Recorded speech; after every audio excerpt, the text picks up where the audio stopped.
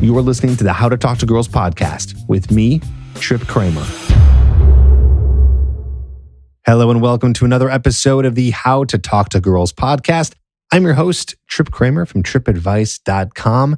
On today's episode, I'm interviewing Renee Slansky. Not sure if you've heard about her. You probably haven't, just because you're a guy and she doesn't help guys. Well, she does a little bit, but mainly her focus is helping women and helping women get to the point where they're in a relationship. And we were talking recently and I thought, it'd be really cool to do an interview with you and get really deep inside of the mind of the female to know what are her issues, what are her problems, where does she struggle, what is she looking for, all that good stuff. And of course, no better to talk to than a person who literally hears all those things, all of the emotions, all of the concerns and problems of women, than a dating coach for women, which is Renee. And Renee is very smart. She's been around for quite a while now, about the past 7 years. She's been talking about dating and relationships. And she has some really interesting and practical advice for women, which I know that doesn't necessarily help you, but what it does help you is understand how women are thinking. And to be honest, some of the advice that she gives for women is really good for men too. And I even mentioned that in the podcast, so you'll know which one is which. So I want you to listen to this and have an open mind and just hear about some of these struggles that women are going through so you can better understand what's going on with them and at the very least learn something for yourself in terms of how to know what the heck is going on inside of a woman's mind. So here it is, my interview with Renee. I think you're going to like it.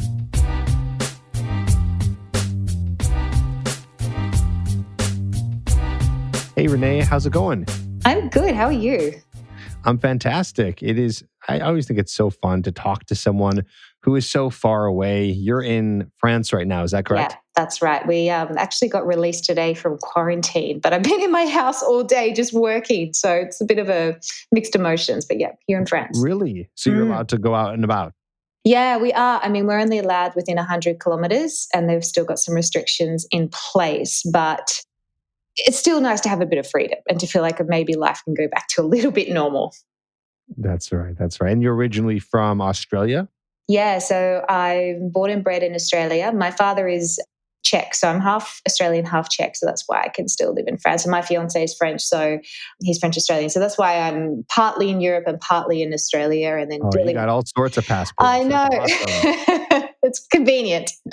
Oh, super convenient. That's great. Well, I don't think I've ever actually sat down and interviewed a dating coach specifically for women. I know that I've talked to them and I've had them on the podcast before, but it wasn't really about what we're going to be talking about today.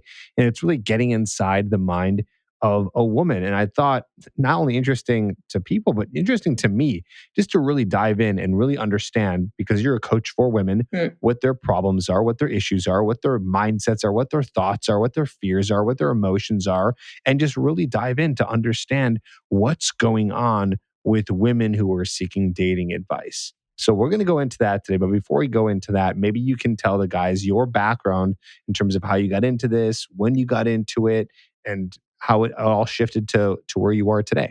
Yeah, so basically I started a blog back in 2013, before blogs were trendy. It was just out of passion. I just wanted to help people, mainly women, because I had a heart for women, help them understand how to build thriving relationships and deal with, modern common battles like dating apps and online dating and ghosting and things like that. And then from that blog ended up turning into me writing for some of the largest dating sites in the world, like Plenty of Fish, eHarmony. I started writing for the Huffington Post and Your Tango, and I had articles translated. And it grew to be the #1 dating and relationship blog in Australia and top 30 in the world. And that just then continued as I started doing work for the ABC and SBS as a dating expert. And I was approached to do coaching.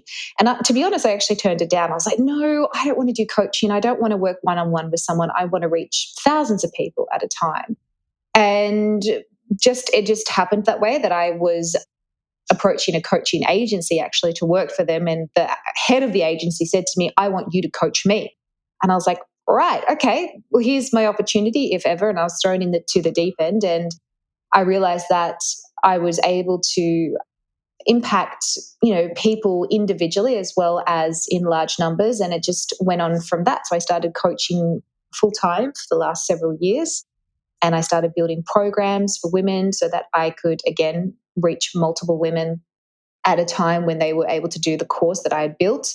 And through that, I started doing my YouTube. And it's just been like one thing after the other where I have essentially just started off with a passion and a history of a lot of broken relationships myself. I was a dateaholic for 10 years. What does that mean? It means that sometimes I would go up to 3 dates a day: breakfast, lunch, dinner. Wow. Did you see that as a problem or were you having fun? At the time, I didn't see it as a problem because I guess I was searching for love. I was searching for validation. I was doing all the things that you shouldn't do and wondering why I wasn't getting anywhere. And I went from one toxic relationship into another toxic relationship. And it wasn't until I reached my breaking point when I was with a very narcissistic partner for 3 years. And that was when I had a light bulb moment. Like literally, I remember it. I was driving down the road in Manly in Sydney, and I was like, hang on a second, maybe it's not just the men. Maybe I'm doing something wrong here. Now I'm the common denominator. Maybe I need to change something within me first before I actually go out and start dating. And that was literally the turning point. I actually got professional help. I healed. I radically dated less. I said no to a lot of dates. And then I ended up meeting my fiance, and it all happened very naturally. It was a healthy, fulfilling relationship. And I learned to date smart. I learned about love education. And then I basically made that my mission to be able to teach others that as well. Got it.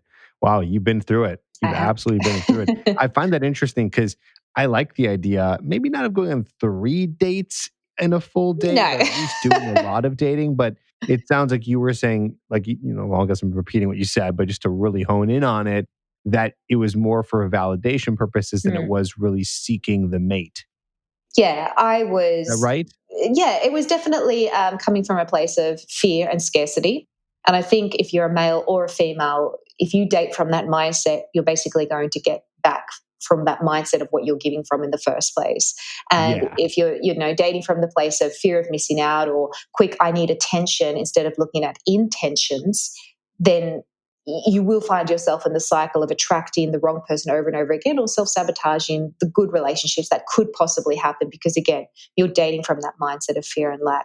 And it's honestly one of the major things that I happen to see with a lot of women, and what a lot of women come to me from is they're like, we're dating. And you'll probably, see it as well, Trip. Like, we're in a time in history where we have more single people than ever before because I have the blog. I see a lot of the background statistics in the dating industry, and we have ways to meet people, and people assume that access to dates equals success in love.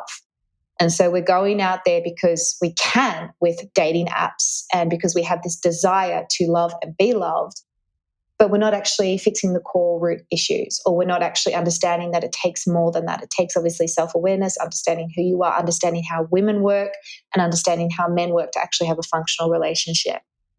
Right. And I feel like that's sort of what we're diving into today, a Yeah. little bit hidden camera, so to speak, into the world or the psyche of women, these women that reach out to you. So I want to start with this. What's the demographic of the women who reach out to you for help?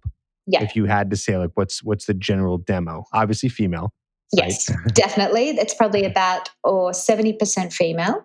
I don't really advertise that I coach men, and I haven't built programs for men. My heart is with women, and my heart is to educate women on how to bring value to a man whilst communicate her own value. My main demographic is women aged between around about 28 through to probably 42. So it's that. No older than that.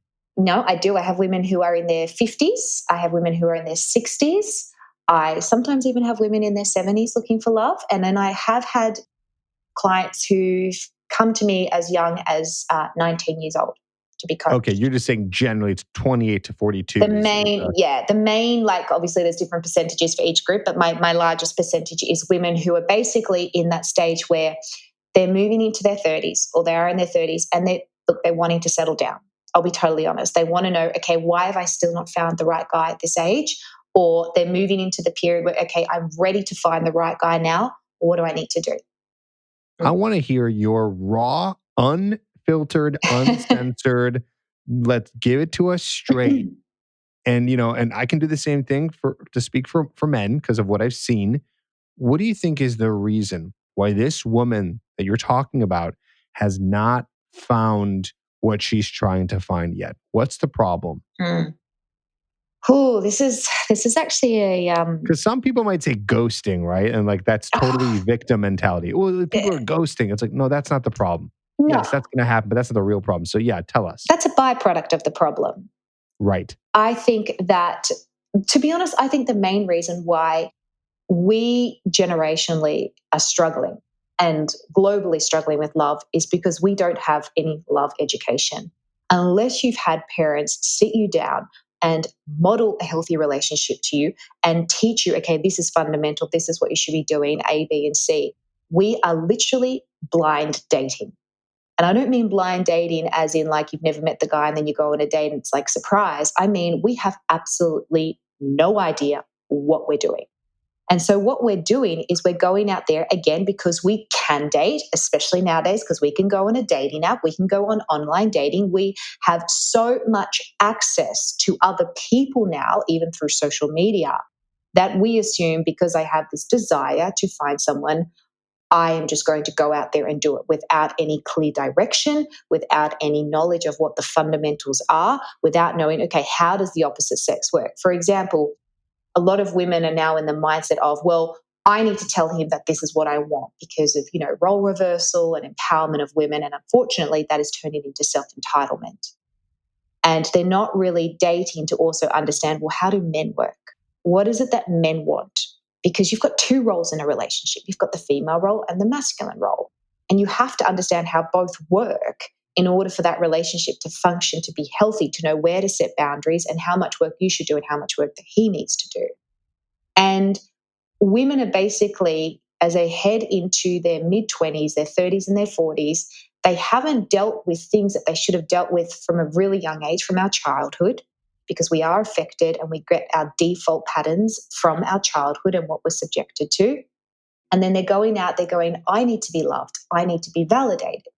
And if they haven't had that from their childhood, because the female brain is actually quite different. And when we're born, I don't know if you've ever noticed this, Trip, but when you hold a male baby will have his eyes looking all around the room.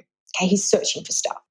When you hold a female baby, that female baby's eyes will instantly try and make eye contact with the person that it's holding. And the reason why is us females are actually wired genetically from birth to seek validation instantly.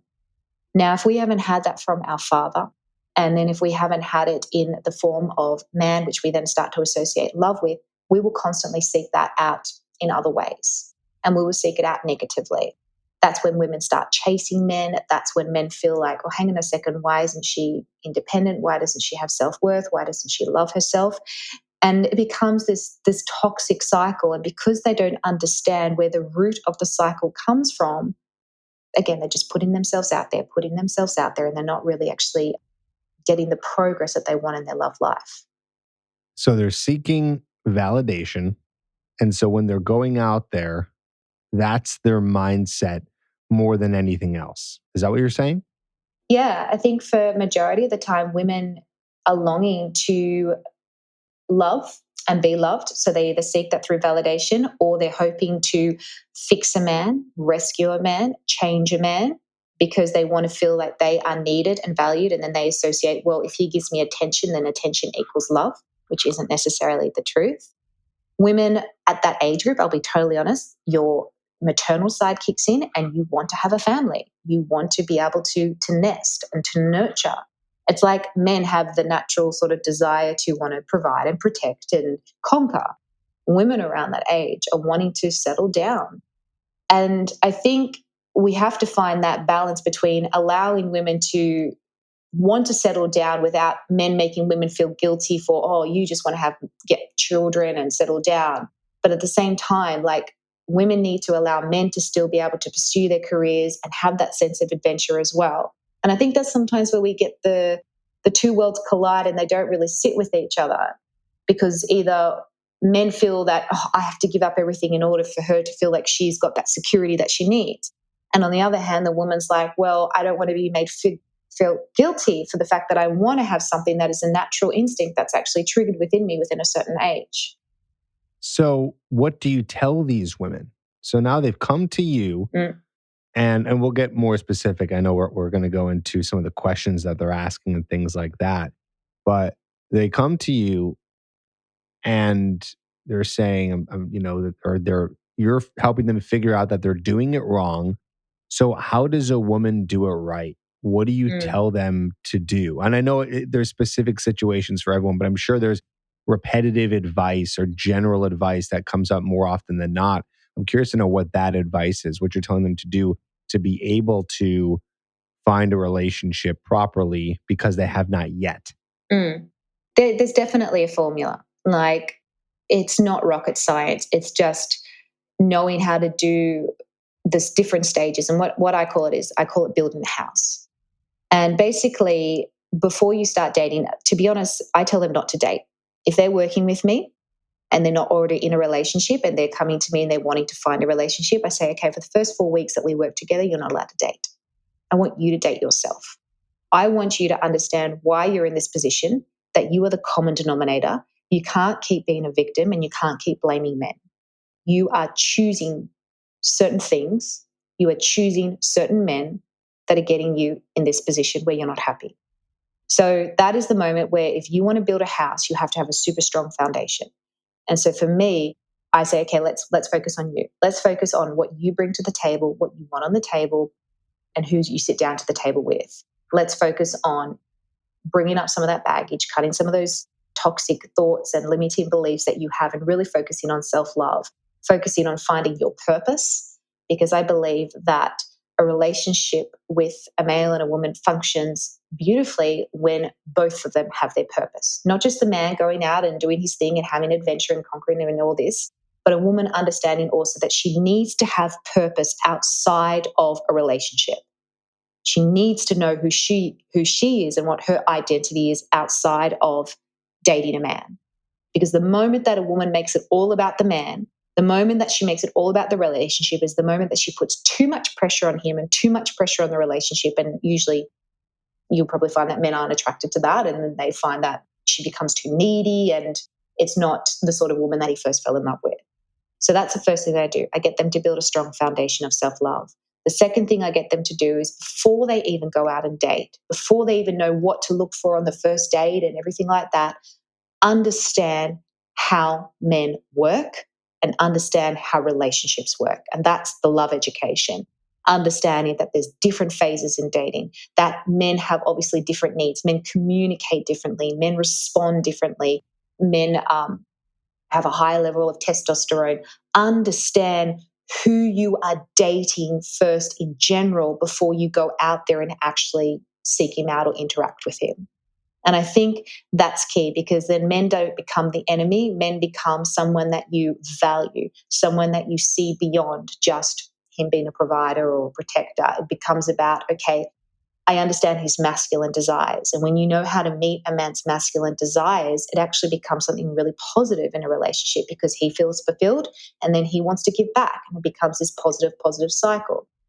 After that, I then teach him, okay, here's how to date smart. You don't need to go on thousands of dates to know who you should actually be engaging with. Specific questions to be able to ask so that you aren't wasting your time investing into someone who's not on the same page as you. I believe that dating shouldn't be hard, and I believe that love shouldn't be hard. I believe if you know how to date smart, then you can actually make love easier. Then after that, it's basically about knowing how to keep the relationship going, how to progress, how to grow together in the same direction, and how to make sure that you don't lose your identity and you don't lose your purpose once you fall in love with the guy, how to still feed his masculine desires as you start to step into the familiar zone of a relationship and actually get past the honeymoon phase. So that's kind of the 4-step phase that I take them through. Got it. Very interesting. So then when they're coming to you, Are they always looking for a relationship? Um, Are there any women out there that just want to date and sleep around and just enjoy dating? no, very rarely do I have women that come to that. Or even if they do, they start off saying, "Oh, I just want something casual." But then eventually later on, they realize, no, I tried casual and it didn't work. To be honest, I don't think I've had one single person come to me, and I've literally had hundreds of clients that have just wanted to hook up. It's not. I mean, that's not the sort of woman that I attract, probably because that's not what I preach. It's not to say that there aren't women out there, but I think that most women have that desire to belong to one man. It's not the same for my mass or my male clients. Sometimes my male clients want to come to me and they're like, "Oh no, I just want to casually date," and other times, it's they want to actually have a relationship. Yeah. I get a mixture of both. Mm, Some guys want relationships, some guys just want to have an active dating life. So it all depends. mm, I'm curious if women come to you and everything is kind of like good with them, self love, like all good.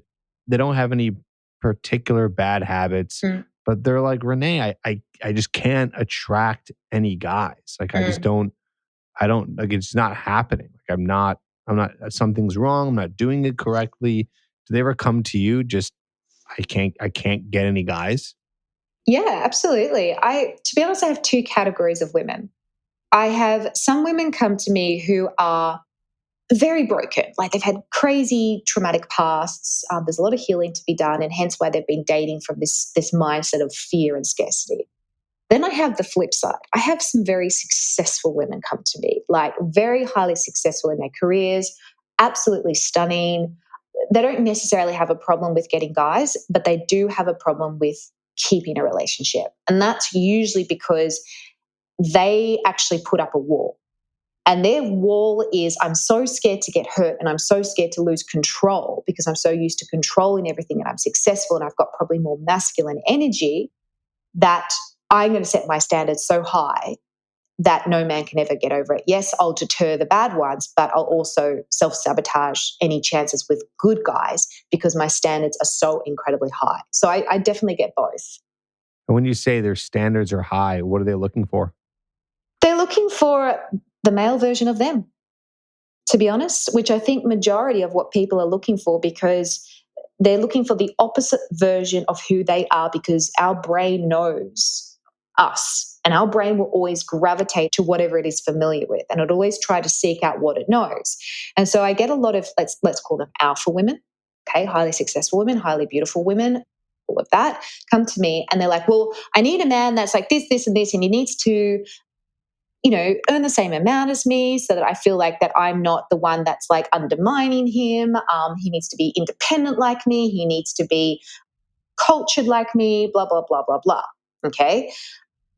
Most of the time, I will be honest, those sort of women are focusing too much on the surface level status needs rather than, okay, well, is he kind? Is he generous? Is he someone who actually sits and listens to you? Is he someone that brings the softness out of you?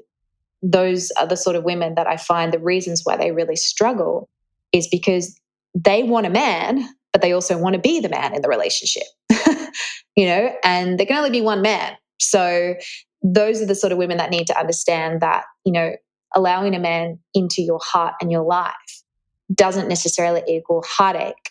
And it doesn't mean that you're losing control as a woman. It's about knowing how to create that balance and understanding that the right man can complement you and he can bring out the right qualities in you. And if you want to be led by a man, you have to give him an opportunity to lead you.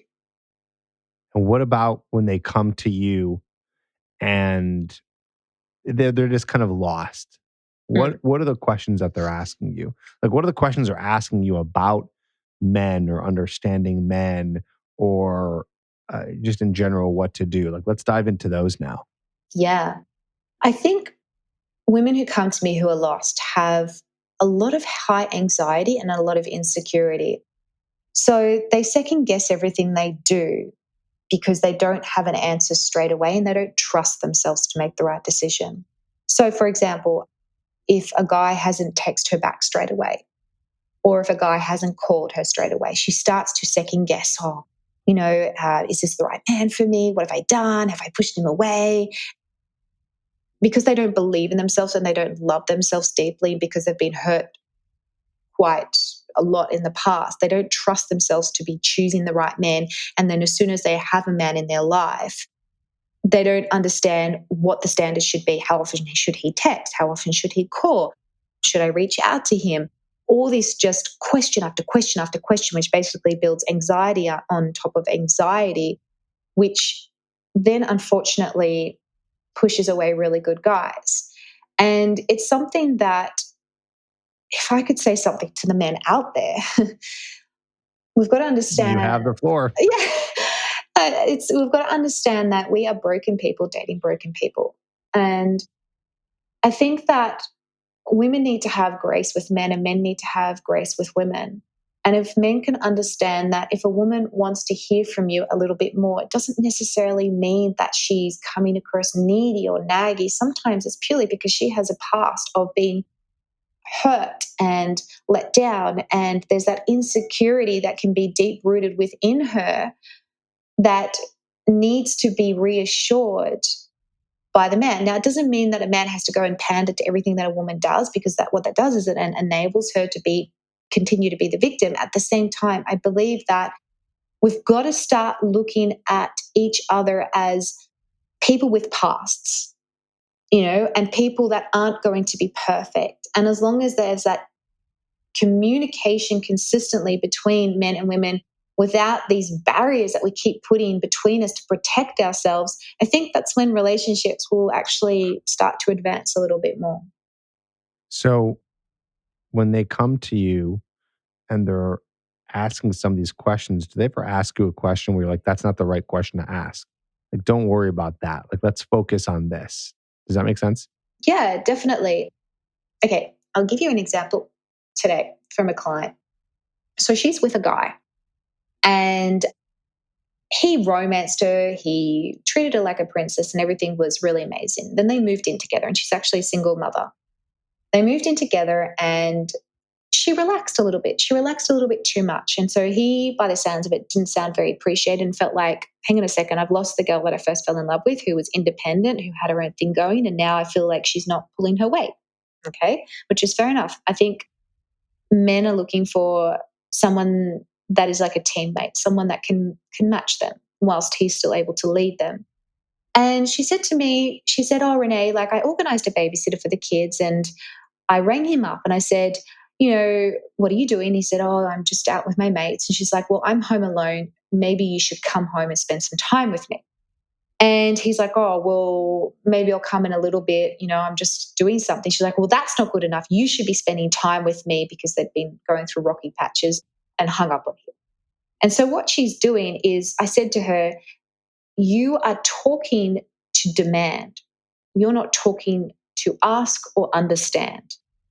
And just demanding what you want isn't going to make him want to come and nurture you and romance you and love you when he feels like he's done something wrong because he hasn't met your need.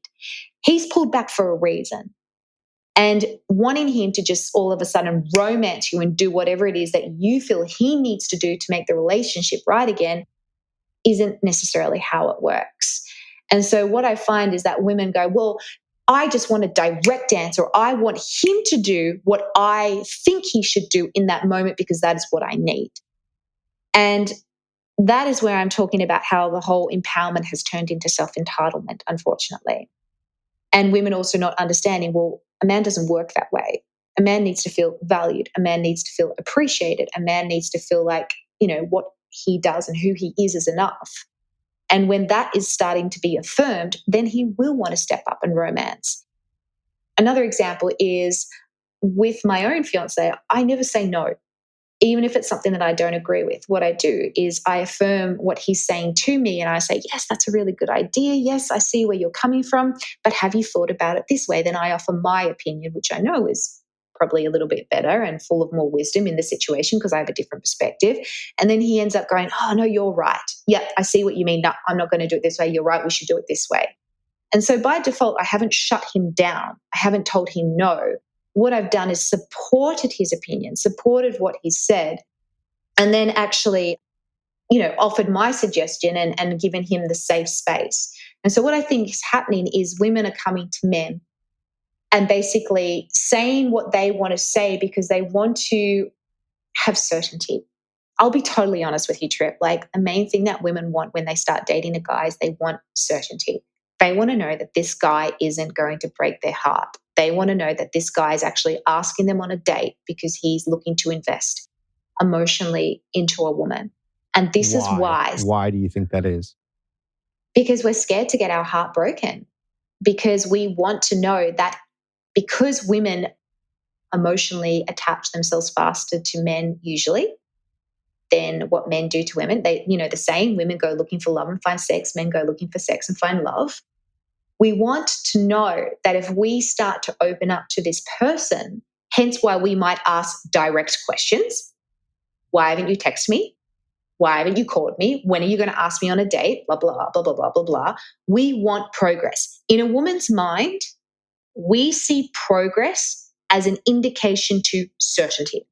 And with certainty, we think, okay, with certainty comes security. Now, I'm not talking about financial security here. I'm talking about the security that I am not going to die alone. That's pretty much the formula that goes through a woman's brain, if you want me to simplify it. We just want progress, which means certainty, which means security, which means I'm not going to die alone. Therefore, I am lovable. I like that. Very simple. That's a very interesting way of putting it and hearing it. I like that. So what happens after you're married then, right? Because according to what you're saying, it seems like that is kind of the goal. So I would imagine from hearing what you're saying with progress, it goes from, okay, we're dating.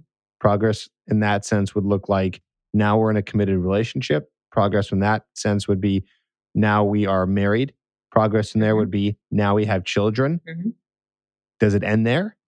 Or is there more? Well, unfortunately, if a woman doesn't have her purpose, again, outside of children and a relationship, then it usually does end there for her. And then that's when the problems start in the marriage, which is why I try to teach my women to understand that a relationship with someone is always going to be evolving, always going to be changing, and you have to have something more than just marriage and children. I think marriage and children can be a part of your purpose and definitely a part of your joy. And it's something that is deeply built desire within us. However, I think that a lot of women kind of get stuck to the point where they've got the marriage, they've got the children, and now what? Then the children become the focus and the husband all of a sudden isn't a priority. And then the man doesn't feel like he's appreciated or affirmed, or he's not having his, physical needs met. And it all becomes this kind of downward spiral.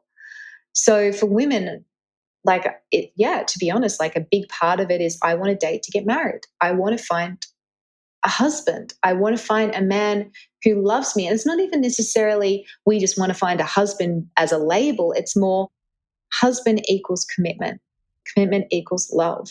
Therefore, I am loved and I am lovable. Like, that's how a female brain works. We associate, well, if a man wants to marry me, therefore I am lovable. And unfortunately, what that means is, like, I see a lot of women get into relationships where they have the commitment from the guy, but it's not quality commitment. And then that's where they actually get stuck. And that's when they find themselves marrying people that they shouldn't, and blah, blah, blah. We can't just look at, what type, what commitment am I getting? It's also, well, what's the type of commitment that you're getting? So what's the quality of the commitment, which is based on obviously what you allow and also who you allow it with and their character. What does bad quality of commitment and good quality of commitment look like to a woman? Well, I think quality of, like, a good quality commitment with a woman and with a man is, and look, I'll keep this really simple as always. There's two biggest indications of a healthy relationship, and that's peace and progress. And that's it. It's not to say that there won't be absence of conflict. Conflict is healthy in a relationship. Conflict is a part of communication, but there should be a sense of underlying peace that usually comes that the person I'm with is helping me to be the best version of myself. They are adding value to me. That's healthy quality commitment, okay? And progress. If you're not moving forward, you're stagnating, you're going backwards, or you're dying. So there needs to be progress because we as humans are always growing and evolving. great relationships are built. You don't just find it magically. It is something that takes time to build, and you're going to go through different stages. You're going to go through ups, you're going to go through downs. So it's about understanding, how do I find someone who has the capacity to grow with me at the same rate and in the same direction?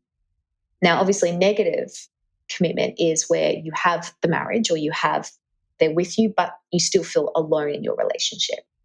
You are abused in your relationship. There is no real sense of us having a partnership. There is no peace. There is no progress. That is negative commitment. Okay, got it. And then on the far end of things, it might look like it's like you're in a relationship and nothing's really happening. It's just like, it's kind of dead in a sense. Maybe there's not a lot of communication. There's not any sex. There's just super stagnant. And maybe to the point where even the guy ends up cheating. Yeah. Right. Where it gets really bad. Hopefully you don't no one gets to that point, because that's not fun. No. Right. So yeah, okay. This is great. I mean, really, I like how you describe it in the simplest of terms.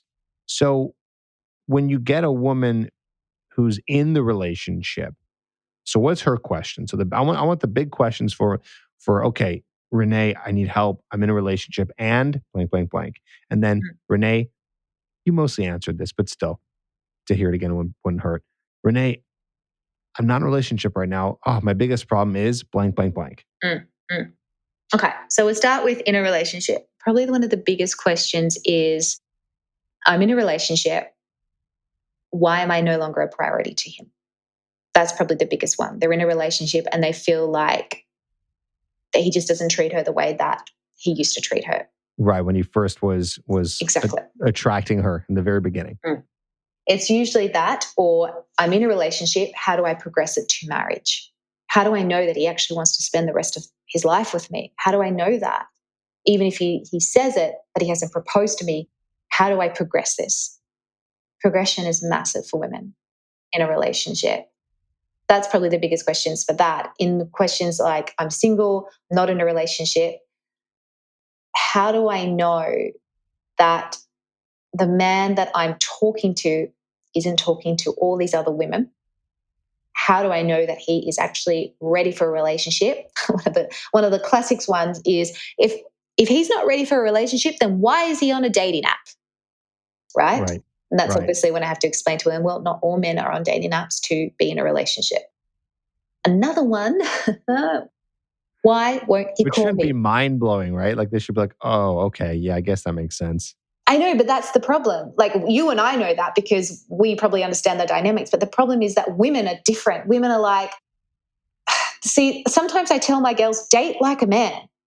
When I say date like a man, I'm like, go on the first date, see how you feel, see if there's chemistry, get to know him for who he is right then and there, not who you want him to be later on down the future when you want him to be your husband when you don't even know him. Right? Women are dating most of the time to find husbands. And they want to know right from the first date if he's husband potential. And what happens is they're putting so much pressure on this guy and so much pressure on themselves that they can't relax and allow the natural progression to flow. That's where I say to women, go on a date, date like a man. Don't date to work out, is he my husband on the first date? You won't know that. Do I like this guy? Is there chemistry? Do I want to see him again on the second date? That's as far as it should go. Right?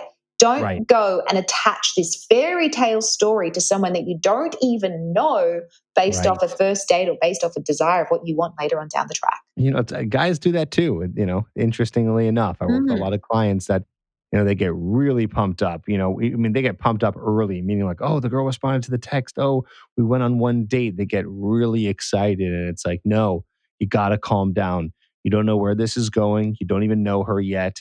I mean, you shouldn't be even that excited until you've been dating her for months when you really know who she is. Yeah. But you know, it's actually really nice for you to hear that, because I hear the opposite end on my girls all the time. Like, oh, I don't know what he's thinking. I don't know. I haven't heard from him. I don't know. Like, I don't know. Basically, I don't know is like the main words that they use, and hence the anxiety builds. And it's nice to hear that guys get excited to hear from a girl, because I feel like girls don't hear that enough, to be honest. Maybe you should have me on your podcast or YouTube and I'll let them know like, yep, I got a bunch of guys over here that want girlfriends, that want to date, that want women, that get excited. It's we're not as stoic as you think we are. We do have those desires. Yeah, and which I think women, to be honest, I don't think women hear that enough.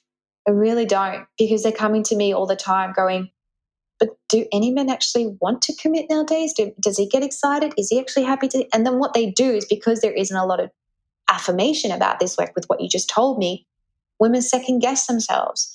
And then what actually happens is they pull back again because they're scared to get hurt. And then the man takes this as, oh, she's not interested in me, so therefore I'm not going to continue to invest in more. And it just becomes this missed opportunity to actually totally be transparent about how we feel. Yeah, 100%. I want to hear this now. I have so many questions. I'm trying to fit it all in. Okay. So when a woman comes to you and says, Renee, like, I want to learn more about men, like, what are men's biggest turnoffs? So maybe you can give us like 5 of men's biggest turnoffs. What would they be? Yeah. Okay. Well, as a woman, because I'm not a guy, but I would say one of the biggest turnoff for men is self-entitlement. When a woman comes from a place of ego, because I'm a woman, you need to give me this. Because I'm a woman, I deserve this, blah, blah, blah, blah.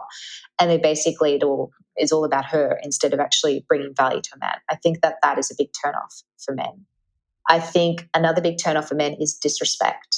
I think men, they love to feel respected and they love to give respect. And when a woman disrespects him by putting him down publicly or doing things which are just not acceptable, I think that makes him just lose all respect for her and become completely unattracted to her, no matter how gorgeous she is. I think that once a man's been disrespected by a woman in that way, he's just going to see her in a new light. I think another big turnoff for men is a woman who doesn't know her own worth. And when she's constantly insecure, constantly putting herself down, constantly comparing herself to others, I think men are just like, girl, like, love yourself first. It's not my job to teach you how to love yourself, So I think men are turned off by that. I also think men are turned off by women who don't make any effort in a relationship, women who just, again, expect the man to do everything. For example, I am a big believer, and I don't know if you are with this as well, Trip, but I believe that the man should pay for the first date. But I also believe that the woman should offer and that there should be some appreciation, like there should be like affirmation, appreciation, like thank you for paying or thank you for doing this, or you got this, would you like me to grab the drinks or whatever. I think that it's highly romantic if a man does pay for the first date, but I don't believe that the woman should just expect it, and I think that she should at least offer. So I think a woman showing effort in a relationship is a big turn on for men. So if she doesn't show effort, it's a turn off. And I think men also get turned off by women who lack purpose, who lack her own sense of identity, who lacks goals, a woman who's not driven, a woman who's just lazy, a woman who's just complacent. I personally think that is a big turn off for men. But I don't know, you tell me. No, I mean, you definitely have a lot of great points here. I think I want to talk about the last one real quick. That's interesting. I wonder if it's more the fact. I don't know if men. I'm thinking out loud here. I'm working this out. If they want a woman to have a purpose or goals, but I think it's like it'd be nice if they weren't just all about us. It's like I think it's almost like if it's more of that. Like, okay, and the same for women too, right? It's like I think it's more attractive for a woman when a man has like purpose, ambition, and goals. Totally. For a man, it's not like, oh, we're so attracted to that, but it's what that creates less neediness, which is unattractive. That you know what I'm saying? It's like the lack of that attracts men versus like women seem to be more attracted when a man has that. Yeah. And they're like, oh, he's like, it's just really, and also, well, really also it makes him less needy too. And also, less available all the time, which can create more attraction and more turn on. That it's like it's not a guy where his whole life is her, but also, for the man too.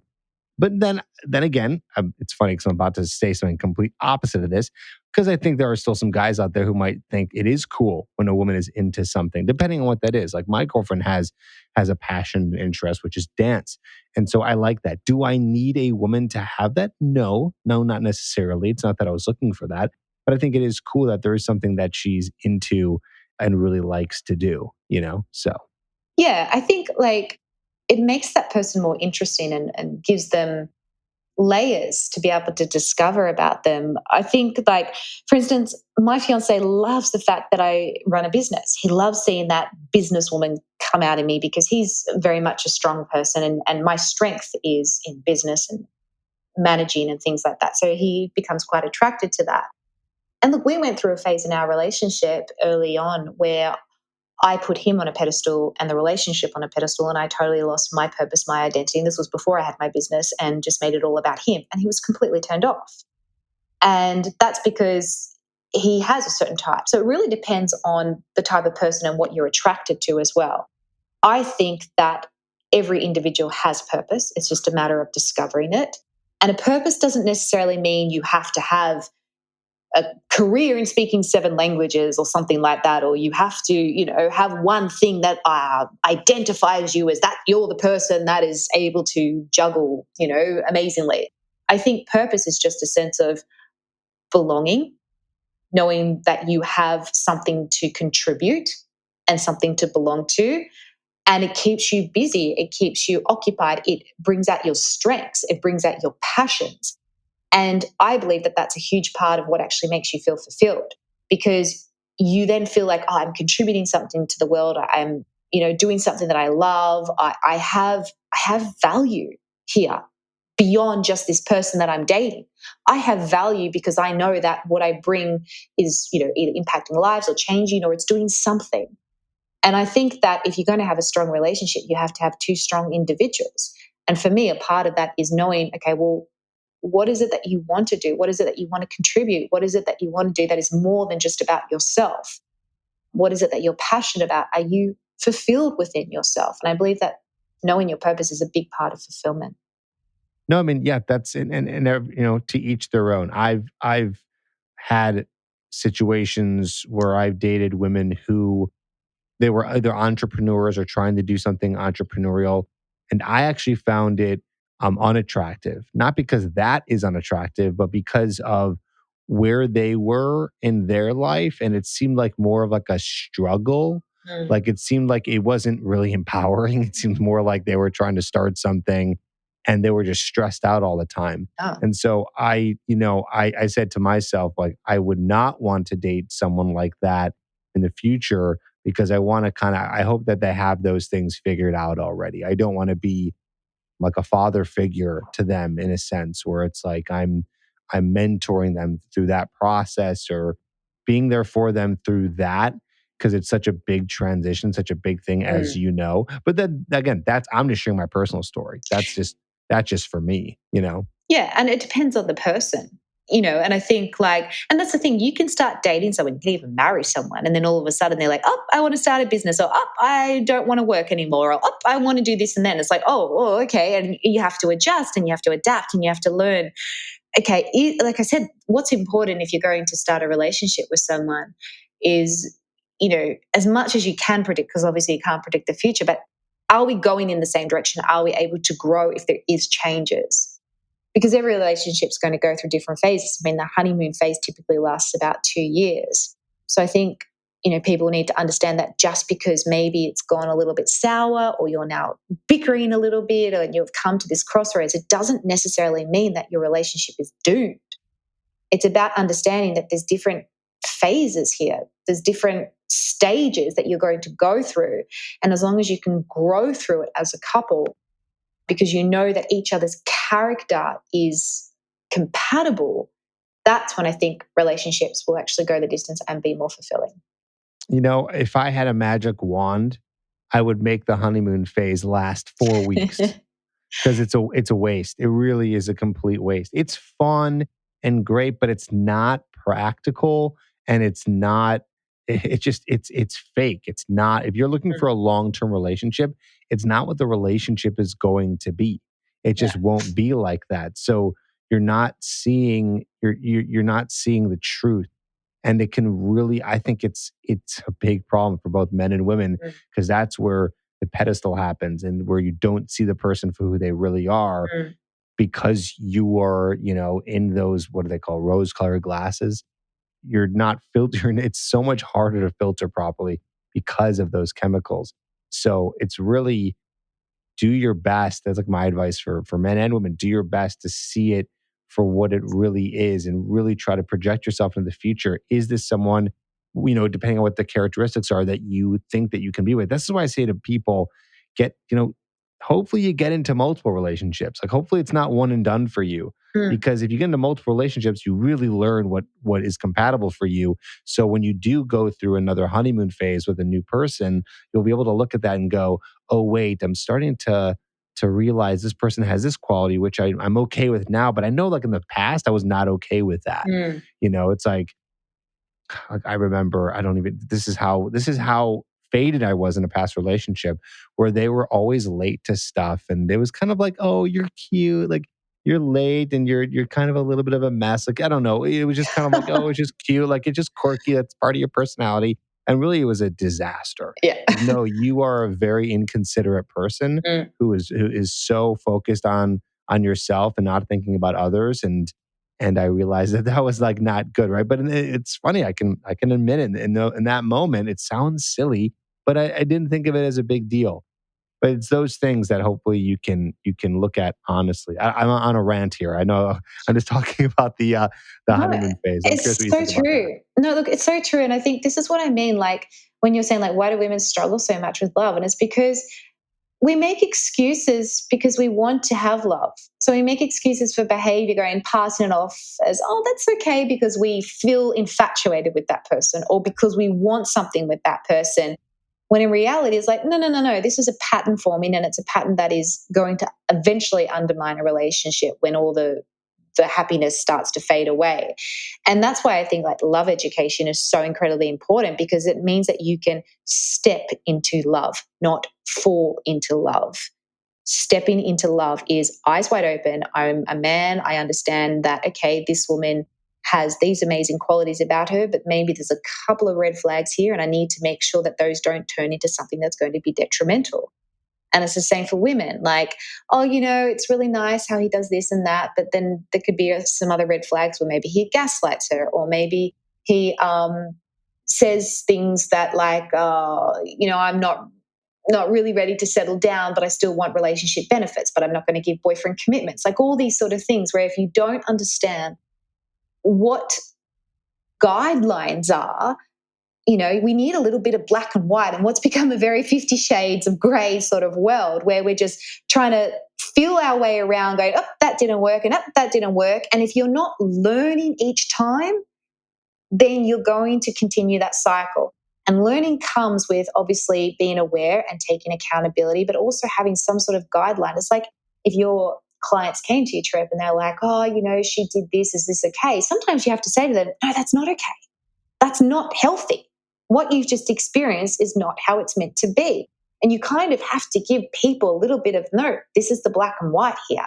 Otherwise, we just keep making excuses based off the desire to love and be loved. Right. Renee, great words, great explanations. I really personally enjoyed talking to you and hearing more about what what it is that women need help with, and what you're trying to help them with, and your advice for that. So I know that this was not necessarily, for the guys listening, direct advice to you on this episode, but it is indirect advice, just hearing about how the female mind works a little bit, understanding relationships a little bit better. So Renee, thanks so much for taking the time and doing this. If guys want to just check you out and learn more about you, and because they like what they hear and like what you have to say, where can they go? They can just go to either my socials or my YouTube channel. It's just my name, Renee Slansky. I just keep it plain and simple. So just search that and you'll find it. Cool. I'll put that in the show notes as well. Renee, thank you so much. Any last words for the gentleman out there listening? Pick up the phone and call her. Don't Really? No text. text message? Oh, let's ease up on the text and let's be old school and pick up the phone and call you. She wants you to call her. She wants you to call her. Even the 25-year-olds? Yep. Oh, yep. I'm talking the 19-year-olds, the 25-year-olds, the 70-year-olds. We want you to call. For that, it demonstrates that, hang on a second, this man actually is putting time aside to put some effort in rather than just a text. Voila. Guys, test it out. Give it a call. See what happens. Renee, thanks so much. Thanks, Trip.